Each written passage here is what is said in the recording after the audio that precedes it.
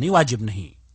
حج کی تینوں قسموں میں سے سب سے افضل قسم حج تمتع ہے، اس کے بعد قران اور اس کے بعد حج افراد۔ حج کے ارکان عموماً احرام کے ساتھ شروع ہوتے ہیں، اور جس کا معنی یہ ہے کہ حاجی میقات پر پہنچ کر حج کی نیت کرتا ہے۔ میقات 5 ہیں۔ اللہ کے رسول صلی اللہ علیہ وسلم نے ان میقات کا تعین فرمایا ہے، اور حجاج کے لیے یہ ضروری ہے کہ ان میقات پر پہنچ کر اپنے حج عمرے کی نیت کرے اور احرام کو باندھے، اور وہ 5 میقات ہیں۔ ذوالحلیفہ مدینے والوں کے لیے ذوالحلیفہ ہے، اور آج کل ابیار علی سے احرام باندھا جاتا ہے۔ جحفہ شام والوں کے لیے جحفہ ہے، اور آج کل اس کے قریب رابغ نامی شہر سے احرام باندھا جاتا ہے۔ قرن المنازل نجد والوں کے لیے قرن المنازل ہے، یہ مقام آج کل السیل الکبیر کے نام سے جانا جاتا ہے۔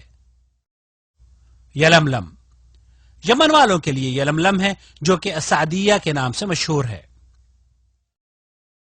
ذات عرق یہ اہل عراق یا اہل مشرق کا میقات ہے۔ مکہ مکرمہ کے لوگ مکہ سے ہی حج کا احرام باندھیں، اور اسی طرح اہل جدہ بھی جدہ ہی سے حج کا احرام باندھیں گے۔ لہذا حاجی اور معتمر کے لیے یہاں سے بغیر احرام کے گزر جانا جائز نہیں، اور جان بوجھ کر میقات سے بلا احرام باندھے۔ اگر کوئی شخص گزر جائے تو اس کے لیے ضروری ہے کہ وہ واپس اپنی میقات پر لوٹے اور احرام باندھے، اور ایسا نہ کرنے کی شکل میں اس پر دم واجب ہوگا، جسے جانور کی قربانی کی شکل میں حرم کی حدود میں ذبح کر کے فقراء مکہ پر تقسیم کرنا ہوگا۔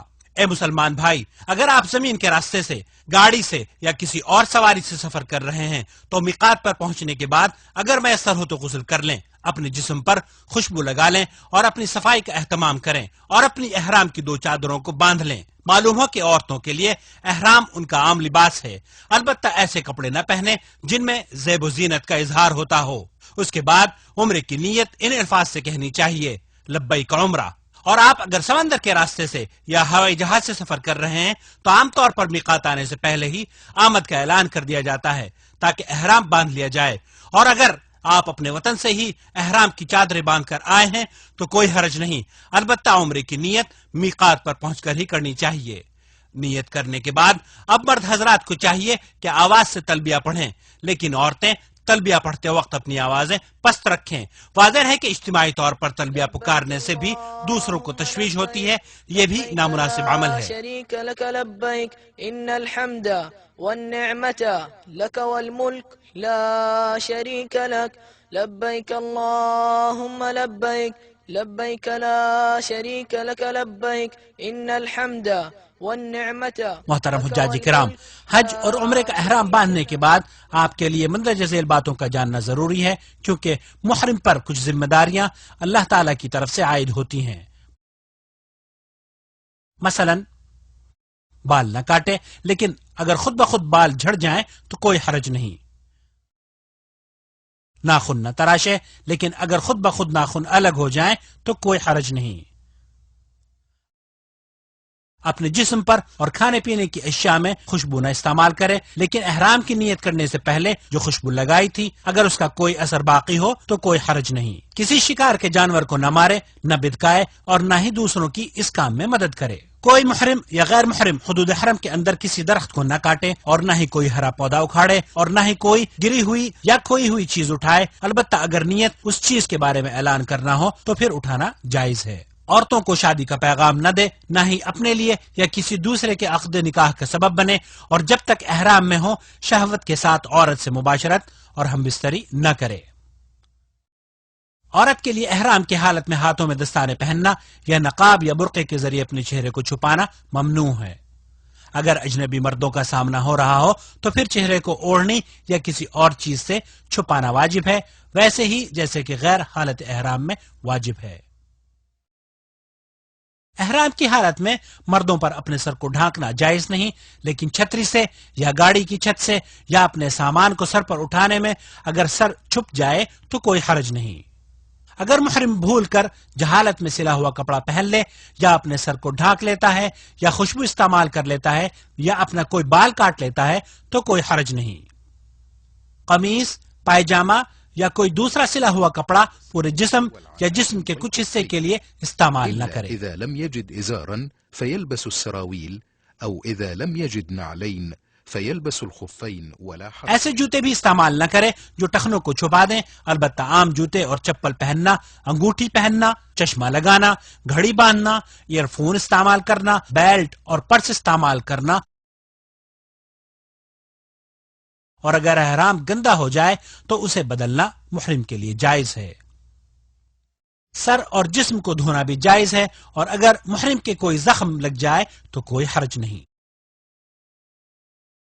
اور واضح ہے کہ احرام کے لیے کوئی خاص نماز مشروع نہیں، جیسا کہ بعض لوگوں کا خیال ہے۔ اللہ تعالیٰ نے جن اعمال کو فرض قرار دیا ہے ان کا التزام کرے، مثال کے طور پر 5 وقت نماز با جماعت ادا کرے، جن کاموں سے اللہ تعالیٰ نے روکا ہے ان سے دور رہے، بد کلامی، فحش باتیں، جنگ و جدال اور دیگر نافرمانی کے تمام کاموں سے بچتا رہے۔ اب آپ کا قافلہ اللہ کے فضل و کرم سے مکہ المکرمہ میں داخل ہونے والا ہے۔ یہ وہ گھڑی آ پہنچی ہے جس کا ایک مسلمان کو بڑی ہی بےتابی سے انتظار رہتا ہے۔ داخلے سے پہلے اگر میسر ہو تو غسل کر لینا سنت ہے۔ اب آپ بیت اللہ الحرام میں داخل ہونے لگے ہیں۔ واضح ہے کہ دوسری مساجد کی طرح اس مسجد الحرام میں بھی داخل ہوتے وقت آپ کو اپنا داہنا پیر مسجد کے اندر پہلے رکھنا چاہیے۔ یہ اللہ کے رسول صلی اللہ علیہ وسلم کی سنت ہے، اور داخل ہوتے وقت یہ کہنا بھی سنت ہے، اعوذ باللہ العظیم وبوجہہ الکریم وسلطانہ العظیم من الشیطان الرجیم، بسم اللہ والصلاة والسلام علی رسول اللہ، اللہم افتح لی ابواب رحمتک۔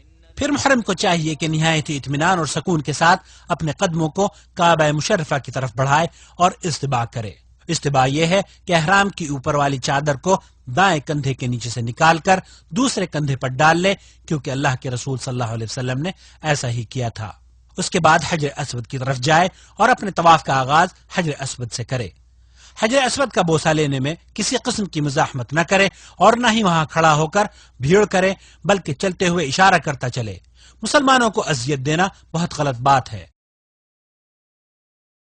یہاں دھکا پیلی نہیں کرنی چاہیے، اور کافی ہے کہ دور سے ہی ہاتھ اٹھا کر اللہ اکبر کہے اور اپنے 7 چکروں کا آغاز کرے۔ حاجی کو چاہیے کہ دوران طواف کثرت سے اللہ کا ذکر اور دعائیں کرتا رہے۔ طواف کی کوئی خاص دعا مشروع نہیں، جیسا کہ بعض لوگوں نے ہر چکر کی الگ الگ دعائیں بنا رکھی ہیں، اور ذکر و اذکار کرتے وقت بھی آواز کو بلند نہیں کرنا چاہیے، کیونکہ دوسرے طواف کرنے والوں کو اس طرح تشویش ہوتی ہے۔ طواف کرنے والا جب بھی رکن یمانی کے پاس جائے، اگر میسر ہو تو اسے چھو لے، دایاں ہاتھ لگائے، رکن یمانی کو بوسہ دینے کی ضرورت نہیں، اور اگر ہاتھ لگانا بھی مشکل ہو تو رہنے دے اور اپنے طواف کو جاری رکھے۔ واضح ہے کہ اس کی طرف اشارہ بھی نہیں کرنا چاہیے، جیسا کہ بعض لوگ کرتے ہیں۔ رکن یمانی اور حجر اسود کے درمیان یہ دعا پڑھنا سنت ہے۔